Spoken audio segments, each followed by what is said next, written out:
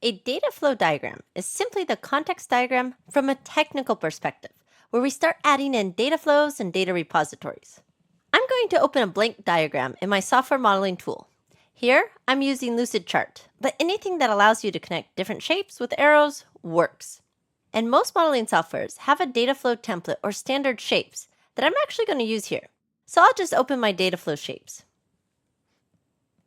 Here, let's take our example company, Landon Hotel, and their effort to upgrade their website with the subscription feature. So our focus here is the subscription feature. So let's start with that in the middle. Simply using a circle and titling it subscription feature. I then want to think about all the data it needs or will get when this feature is working. So think that we'll get an email address. But before I can write it, I have to think about where this email address is coming from. In our solution, we're going to get it from the web form on the website. So I'll write that, web form, as another circle. And then I'll draw an arrow to our subscription feature, and I label it as customer email address, as that is what we'll get. Now ask, is there any data going back? In this case, there might be a simple confirmation message. So I draw a line with an arrow going back to the web form, and then label it as confirmation message. And so you keep asking, what else? I'll put the CRM system on here since someone mentioned it. Customer Relationship Management System. So as a good analyst, then I ask, how is this related? And my stakeholders may say that the subscription feature needs to save the customer profile with their email address in our CRM database. Okay, two things here though. First, save customer profile with email. So let's add that connection. Then I heard CRM database. So let's add that here.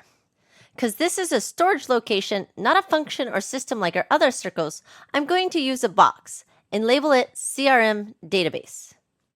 This notation is common you'll see when doing data flow diagrams, but don't worry too much about format right now. Now I'll add the arrow that the CRM data, in this case, customer profile and customer email, are stored in this database. And then again, think about any data coming back. We add in that arrow that the CRM system receives confirmation of both the stored profile and email address. Now we are starting to get some great context and set space for good questions.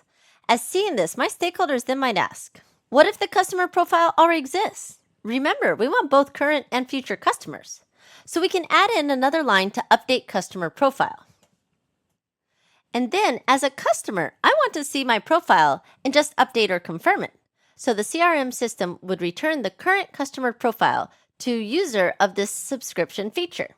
So draw that in here, that CRM system returns current customer profile. Notice there's no order here. We're solely focused on the data, knowing what is being sent where. Helps you get some logical structure for your solutions. A best practice is to include maybe a process model to help you articulate when and what is occurring that creates these data calls and processes. And so you keep asking what data the subscription feature needs. There was talk about showing product information based on subscription selections, so we add that in. And when we inquire where this data is, we learn there's a whole other database that marketing uses to manage product information. So we add that in too. And now don't forget about that web form. Where is that data being entered? Perhaps an IT person already decided it's using a Google form, so we just note that here for now, Google form. And I'm using a different shape to help me realize this is an external item, what they might call an external entity. And so this form displays the form fields, so connect that back.